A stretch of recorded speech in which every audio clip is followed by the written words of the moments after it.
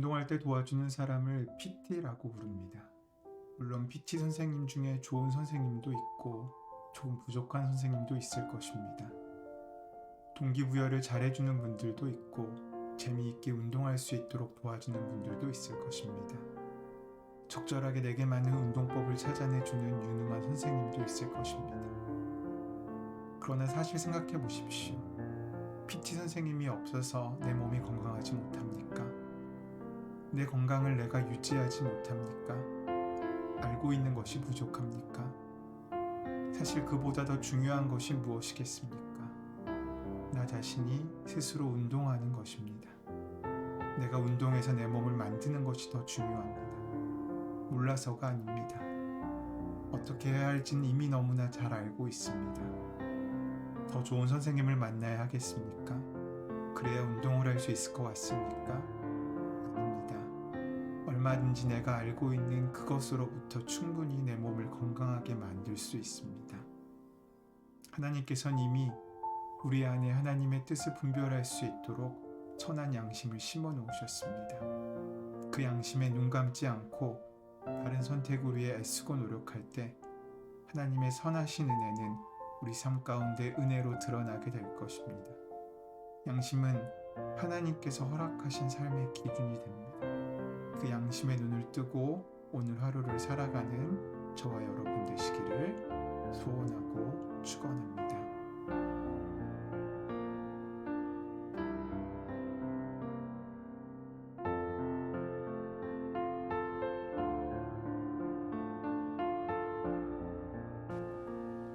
사도행전 23장 1절에서 5절 말씀. 바울이 공회를 주목하여 이르되, 여러분 형제들아, 오늘까지 나는 범사의 양심을 따라 하나님을 섬겼노라 하거늘, 대제사장 아나니아가 바울 곁에 서 있는 사람들에게 그 입을 치라 명하니, 바울이 이르되, 회칠한 담이여, 하나님이 너를 치시리로다. 내가 나를 율법대로 심판한다고 앉아서 율법을 어기고 나를 치라 하느냐 하니, 곁에 선 사람들이 말하되 하나님의 대제사장을 내가 욕하느냐. 바울이 이르되, 형제들아, 나는 그가 대제사장인 줄 알지 못하였노라. 기록하였으되 너의 백성의 관리를 비방하지 말라 하였느니라 하더라.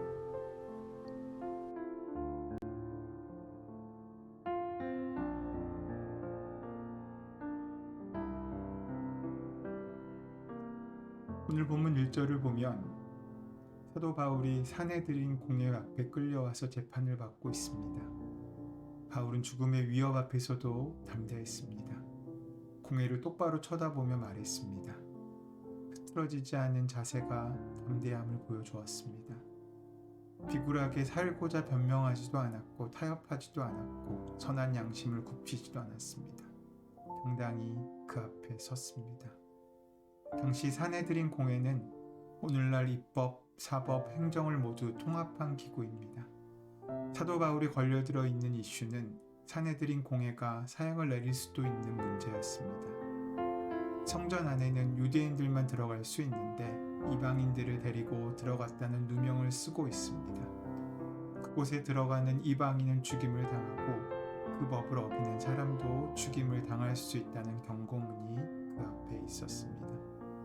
당시 로마 문권을 보면 그 문제만큼은 사내들인 공회에 사형권을 넘겨주었습니다. 그것을 알고 사도 바울에게 누명을 씌운 것입니다. 사도 바울은 자신의 결정을 따라 죽임을 당할 수도 있다는 것을 알면서도 그 자세가 흐트러지지 않았습니다. 이 얼마나 담대한 모습입니까? 그가 이렇게까지 담대할 수 있었던 이유는 그가 지금 선한 양심을 따라 행동하고 있기 때문입니다. 바울은 공회를 똑바로 쳐다보며 말했습니다. 내 형제들이여, 나는 오늘까지 모든 선한 양심으로 하나님을 위하여 살아왔습니다. 그는 진실을 증거했을 뿐입니다. 여러분, 인생의 험난한 과정을 겪으면서 수없이 많은 오해와 때로는 공격 속에서 당당하게 맞설 수 있는 무기는 선한 양심입니다. 사도 바울은 고백합니다. 나는 언제나 바른 양심을 가지고 살았습니다. 여기서 양심은 윤리적인 선함만을 의미하지 않습니다. 이 양심은 초월적인 세계의 조명을 받아 스스로를 돌이켜보는 것을 의미합니다. 하나님 앞에서 우리의 삶을 돌아보는 것입니다. 코람데오라는 말처럼 날마다 하나님 앞에 사는 그 마음으로 살아가는 것입니다. 양심은 하나님과 교통할 수 있도록 해주는 인간에게 주어진 최후의 안전장치입니다. 아담과 하와의 타락 이후 인간은 하나님과 일치하면서 알던 이러한 교통의 감각을 잊어버렸습니다. 하나님과의 만남과 영적인 직관의 가능성을 잃어버렸습니다. 그 근원적인 상태를 망각했습니다. 이러한 상황에서 양심은 인간에게 주어진 마지막 보루 같은 것입니다. 오늘날에는 이 양심조차 위태로운 상황에 놓여 있습니다. 양심이 어떠한 빛에 의해 인도되어야 하는지를 잃어버렸기 때문입니다. 온전한 양심은 인간을 하나님과 교제하는 가운데 하나님의 통치 안에 서 있게 합니다. 예수 그리스도를 만나기 전 사도 바울은 자신이 항상 옳다고 양심적이라고 주장했습니다. 그때의 기준은 율법이었습니다. 하나님과의 교제하는 가운데 양심이 그분의 은혜에 이끌려 움직이지 않았기에 그는 율법에 어긋나 있는 사람들을 죽이는 것에 망설이지 않았습니다. 윤리적이지 못한 이들을 정죄하고 비판하는 데 망설이지 않았습니다. 그러나 예수 그리스도를 만난 후에 바울 사도는 하나님의 조명의 빛 아래 양심을 말합니다. 율법의 근거에 사람을 죽이고도 기세등등하던 그의 교만은 철저하게 부서졌습니다. 하나님을 위한다고 생각했지만 사실은 자기 판단과 자기 감정에 홀린 것이었다는 사실을 깨닫게 되었습니다. 이를 알려주었던 것은 다름 아닌 뜨거운 햇살보다 더 뜨겁고 더 밝은 은총의 빛이었습니다. 이 빛은 하나님의 사람 스데반이 죽어가면서도 다른 사람들을 용서할 수 있는 힘을 주었던 그 빛이기도 합니다. 이 빛을 통해 그는 자신이 죄인이라는 것과 은총을 받은 자녀임을 알았습니다. 율법에 얽매였던 그의 양심 또한 그 빛을 향하는 표대로 하여 다시금 자리매김하게 되었습니다. 사랑하는 성도 여러분, 진정 행복해지기를 원하십니까? 진정 풍족한 삶을 누리기를 원하십니까? 그렇다면 지금까지와 마찬가지로 언제든지 들려지는 말씀을 하나님의 말씀으로 받으시기 바랍니다. 우리에게 희망의 뿌리가 있다면 그것은 참 좋으신 우리 하나님이 살아계시다는 사실과 우리를 사랑하신다는 사실입니다. 제 아무리 추운 겨울이라 해도 뿌리가 살아있으면 식물은 죽지 않습니다.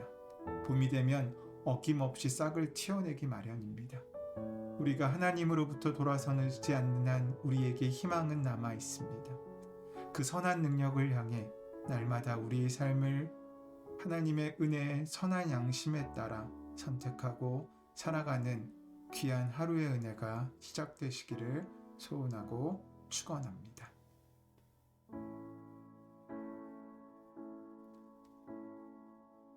은혜의 주님, 주님의 선한 빛으로 우리의 마음과 삶을 비춰주셔서 우리 삶에 그늘 없는 온전한 양심을 가지고 살게 하여 주시옵소서.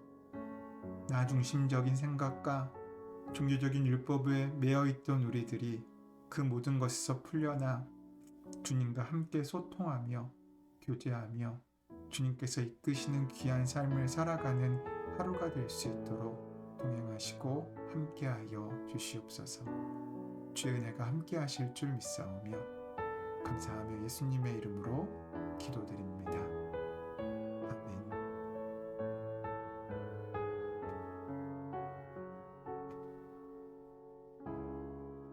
귀찮게 침묵 가운데 오늘 주신 말씀을 기억하고 우리 안에 선한 양심을 귀하게 붙들고 살아갈 수 있도록 묵상하며 기도함으로 하루를 시작하시기를 바랍니다.